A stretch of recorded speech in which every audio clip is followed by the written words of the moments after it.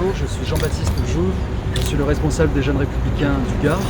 Je suis également secrétaire général adjoint de l'équipe nationale, du Bureau national des Jeunes Républicains. Je suis en train également de préparer mon diplôme de notaire et je suis aujourd'hui très heureux d'être présent sur le plateau de Nemosus TV avec Nordine.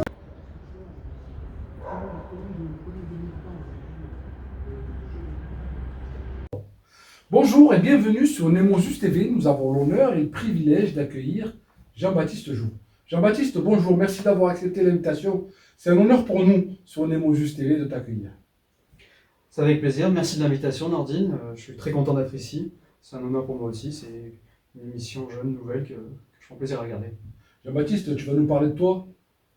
Tu vas nous parler de ton engagement de tous les jours. Avec plaisir, même si c'est pas l'habitude de parler de soi. C'est pas un exercice qui est facile. Mais c'est avec plaisir. J'aime bien les échanges, j'aime bien les débats.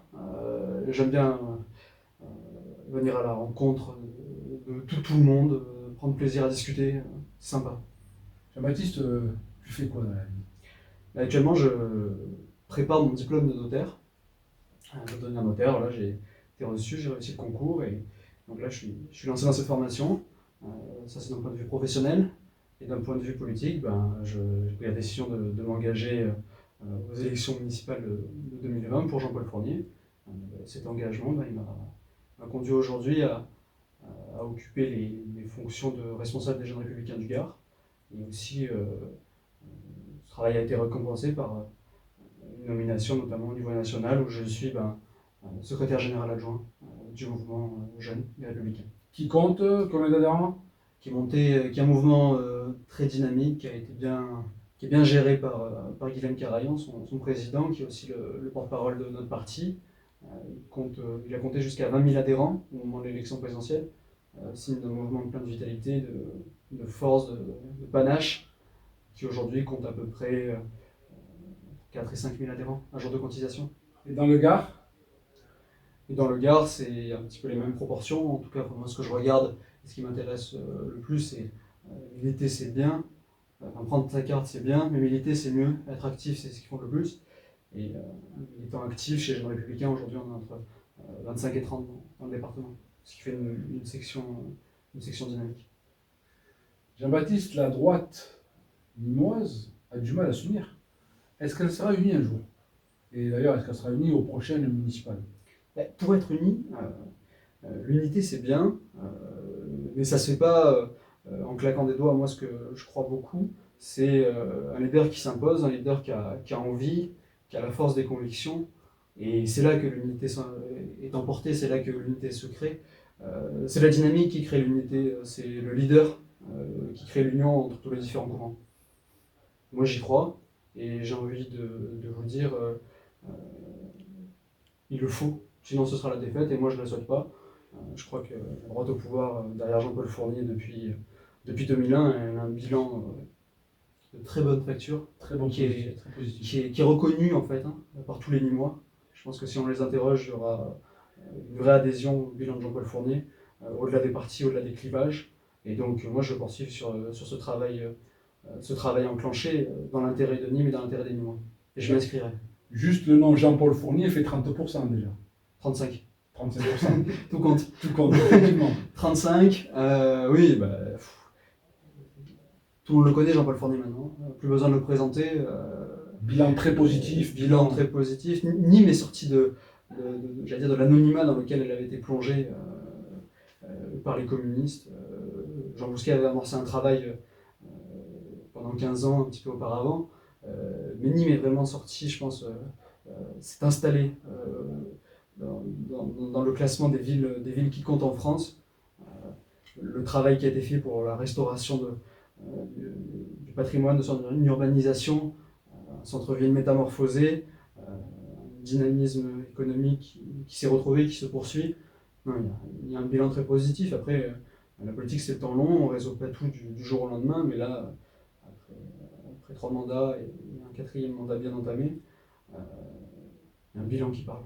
Un bilan clair et net. Jean-Baptiste, tu as effectivement des fonctions au niveau des Républicains. As-tu des perspectives politiques? Et plus que les fonctions, moi je dirais c'est la volonté c'est l'envie de faire, l'envie de s'engager. Pour moi, s'engager, c'est naturel en fait. Je ne me pose pas la question. Euh, les élections municipales de 2020, c'était pour moi les premières élections où je pouvais m'engager. J'avais pas 18 ans lors des précédentes, donc c'était naturel. Et pour moi, bien sûr que je poursuis, bien sûr que c'est pas les fonctions qui font tout, c'est la volonté, euh, l'envie, le panache. Et moi, bien sûr, je ferai tout pour que mes idées triomphent. Aurais-tu effectivement un domaine bien spécifique si on te proposait d'être élu aux prochaines municipales? Moi, vous savez, c'est. La jeunesse éventuellement? Non, moi je suis pas pour qu'on donne à un jeune la jeunesse. C'est assez réducteur, je trouve. Justement, si on croit en la jeunesse, on lui donne de vraies responsabilités. Je dis pas que la jeunesse n'en est pas une, mais je trouve que c'est un raccourci trop facile. Non, moi, j'en suis pas là, mais voilà, Beaucoup de moi, délégations. je souhaite qu'il y ait un leader naturel qui s'impose. On en a parlé là, il y a quelques instants. Et après, moi, je suis prêt à m'inscrire bien sûr dans ce collectif, en première ligne. Moi, tout m'intéresse. Nîmes, c'est une ville de culture, qui est une tâche immensément intéressante. Euh, la sécurité, l'attractivité économique, les sports. Nîmes est une ville de sport, qui a une culture sportive historique. Il y a plein de délégations qui sont intéressantes et il y a plein de tâches à remplir avec envie. Toutes sont intéressantes. Donc, pas véritablement de délégation qui serait susceptible de t'intéresser, mais toutes, du moment que ça concerne Nîmes. Voilà, de l'instant que ça concerne Nîmes, de l'instant surtout que ça permet d'agir, parce que c'est bien beau, encore une fois, les fonctions, les délégations, ceci, cela, mais ce qui compte, c'est la confiance entre tout le monde au sein d'une équipe, la liberté qui est donnée, c'est important, la loyauté qui pour moi, sont pendant, c'est tout ce qui compte. Voilà, je n'ai pas de plan de carrière, hein, mais j'ai le plan d'agir, ça oui. Jean-Baptiste, aujourd'hui, le constat est amer au plan national. La situation est même, je dirais même critique à cause de l'international. Est-ce que c'est vraiment à cause de l'international? Est-ce qu'il y a des paramètres tels que la pauvreté, tels que le contexte socio-économique qui fait qu'on en est là aujourd'hui? Ah, mais c'est plus qu'amer, moi je pense que amer aujourd'hui, c'est trop faible pour définir. Moi je vois un pays qui est endormi en fait. Je vois un pays qui s'endort sur son passé, certes glorieux, et qu'il faut vendre, mais justement, moi je crois en un futur glorieux. Je crois en un futur glorieux pour la France, j'y crois profondément, et pour moi, s'il y avait aujourd'hui un programme politique qui devrait se résumer en quelques mots et qui serait celui au plan national auquel je croirais, c'est Français, réveillez-vous, réveillez-vous, prenez votre courage, prenez votre panache et, euh, et battez-vous pour être les meilleurs. Donc la meilleure façon de se battre aujourd'hui, ça serait effectivement de lutter contre cet abstentionnisme. L'abstentionnisme, ça fait partie bien sûr des combats. Le déclinisme, moi je suis pas pour. Voilà, je ne résous pas la France plongée dans le déclin, nivellement par le bas. Non, moi je crois au mérite, je crois à la capacité à s'élever pour chaque citoyen par le travail, donc qui va bien sûr avec le mérite. Euh, Tu parlais de l'abstentionnisme, oui, c'est à mettre en relation aujourd'hui, c'est un autre des, d'ailleurs un autre des, comment dire, une des expressions du mal en ce moment qui ronge la France, le manque de vitalité démocratique. C'est vrai que ça se voit par l'abstention, ça se voit, ce que je disais, par cette résignation, cet endormissement. Moi, s'il devait y avoir voilà, une proposition forte aujourd'hui, en tout cas une manière d'y lutter, moi je crois beaucoup au référendum, moi je suis pour, dans la mesure du possible, mais avec la population qui est celle de la France aujourd'hui, mais je suis pour une démocratie directe, et ça passe par le référendum, je crois beaucoup en, en ce modèle-là. Voilà, c'est ça pour moi la démocratie. Là, elle prend du sens. On devrait consulter les Français aujourd'hui sur 2 ou 3 questions importantes pour voilà, tracer une direction à la France. Les Français aujourd'hui sont quand même beaucoup plus axés sur les problèmes d'inflation, sur les problèmes de salaire, sur la précarité, sur la paupérisation de notre pays. Toi qui as une fonction au plan national des jeunes républicains, si tu voudrais apporter une solution ou éventuellement un programme pour pouvoir lutter contre tout ça, comment tu exposerais ça? Comment tu l'exposerais?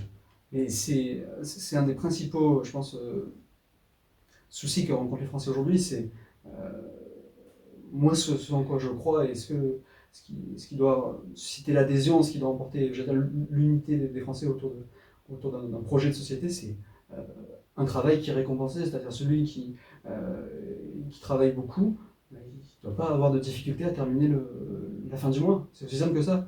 C'est-à-dire que ça passe par une meilleure reconnaissance du travail. On parlait tout à l'heure la dernière fois qu'il y a eu une vitalité démocratique importante, bah, ça fait mal de dire, mais c'était il y a longtemps maintenant, c'est en 2007, quand on avait dit travailler plus, là ça avait pris du sens, travailler plus pour gagner plus, ça avait beaucoup de sens. Moi c'est en ça que je crois, moi je ne me résous pas à cette paupérisation, je ne me résous pas de voir des mères célibataires qui élèvent 1 ou 2 enfants, travailler 40 heures par semaine et avoir des difficultés à les nourrir. C'est impossible. Voilà, moi je crois vraiment à cette notion de travail. Ça se récompense voilà, par des mesures fiscales, bien sûr, ça se récompense. C'est un projet large, c'est un projet de société. C'est ça la principale solution. Aujourd'hui, c'est pas normal qu'on se pose des questions, savoir si on se soigne, si on met un plein d'essence, bah, est-ce qu'on arrivera à terminer le fin de mois? Non, ça c'est pas normal. Je crois pas, ça c'est des illustrations de l'échec de notre politique sociale et économique. Et voilà, d'un côté, c'est toujours pareil. Il faut voilà, qu'on récompense les Français qui travaillent et qu'on permette bien sûr les conditions de l'embauche. Voilà, moi autant l'entreprise que les salariés qui créent la richesse. Je crois beaucoup en cette idée de capitalisme social, si vous voulez. Voilà, d'un côté, l'entreprise qui crée les richesses et surtout les salariés qui puissent en profiter en s'investissant. C'est des idées simples, des idées de bon sens. Ça ne peut marcher que comme ça. Baptiste, merci beaucoup. L'émission touche à sa fin, l'interview. Si tu avais un message à transmettre aux Nîmois d'abord, avant tout, et puis après aux Gardoises et même au plan national, aux Françaises et aux Français. C'est un petit peu ce que je disais au début. Foncez, réveillez-vous. Nîmes, en tout cas, voilà, parce que Nîmes du Gard, on est sorti de l'endormissement, poursuivons l'action, poursuivons le développement de notre cité et au niveau national, voilà. Ne vous résignez pas, levez-vous. Soyez actifs, foncez. La France le mérite et vous lui devez. Merci Jean-Baptiste. À la prochaine peut-être. Avec grand plaisir.